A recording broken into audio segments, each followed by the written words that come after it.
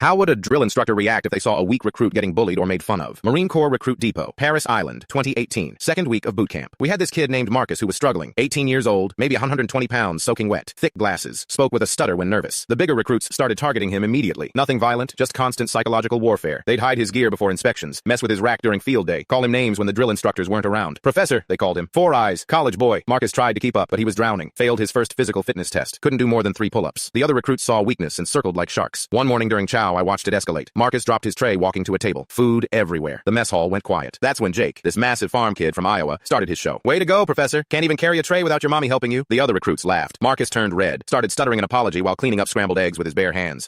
Bad, sorry guys. I'll clean it up. Jake kept going. Maybe you should go home to mommy. This isn't summer camp, nerd. Real Marines don't stutter. More laughs. Marcus looked like he wanted to disappear. That's when I noticed Drill Instructor Staff Sergeant Wilson standing in the doorway. Been watching the whole thing. Silent as death. His face was stone, but his eyes were burning holes through Jake. Wilson walked over slowly. Every footstep echoed. The mess hall went dead silent. You could hear guys breathing. Jake was still smirking, thinking he was safe in a crowd. Recruit Henderson, Wilson said, using Jake's last name. His voice was calm. Too calm. Stand up, now. Jake stood, chest puffed out, still feeling tough. You think this is funny, Henderson? You think picking on your fellow Marine is amusing? Sir, yes, sir. He's weak, sir. He's bringing down the platoon. Wrong answer. Wilson stepped closer. Weak. Let me tell you about weak, Henderson. Weak is a big, tough farm boy who needs to pick on someone half his size to feel like a man. Weak is attacking a Marine who's trying his best instead of helping him succeed. Wilson turned to address the entire mess hall. His voice carried to every corner. Listen up, ladies. You see that Marine on the floor? That's Recruit Collins. Yesterday, while you were all sleeping like babies, Collins was in the head practicing drill movements until 0300. Last night, he asked me to show him proper pull-up form after lights out. That Marine has more heart in his pinky finger than some of you have in your entire bodies. He spun back to Jake. You know what real Marines do, Henderson? They build each other up. They make the weak strong. They turn boys into warriors, not tear down their brothers for cheap laughs. Wilson looked around the room. From now on, Collins is under my personal protection. Anyone who messes with him messes with me. Anyone who has a problem with that can come see me in my office. Alone. Nobody moved. Nobody breathed. Henderson, you're now Collins' battle buddy. You will help him with PT every morning at 0500. You will ensure his gear is squared away. You will make sure he succeeds. Because if he fails, you fail. If he quits, you quit. Do I make myself clear? Sir? Yes, sir. I can't hear you. Sir? Yes, sir. Wilson turned to Marcus, who was still on the floor with egg on his hands. Collins, get up. You're a Marine, not a servant. Henderson will clean that mess. You go finish your chow. From that day forward, everything changed. Jake became Marcus's biggest supporter. Got him through PT. Helped him with rifle drill. The whole platoon followed suit. Marcus never made it to the fastest or strongest, but he graduated. Earned his Eagle, Globe, and Anchor just like the rest of us. At graduation, Marcus's parents thanked Staff Sergeant Wilson. His mom was crying. Said Marcus had never had anyone stand up for him like that. Wilson just nodded and said, "That's what Marines do, ma'am. We take care of our own." That's how a drill instructor reacts to bullying. They don't just stop it. They turn it into a lesson that changes everyone involved. Because Marines don't leave anyone behind. Not on the battlefield, not in the mess hall, not ever.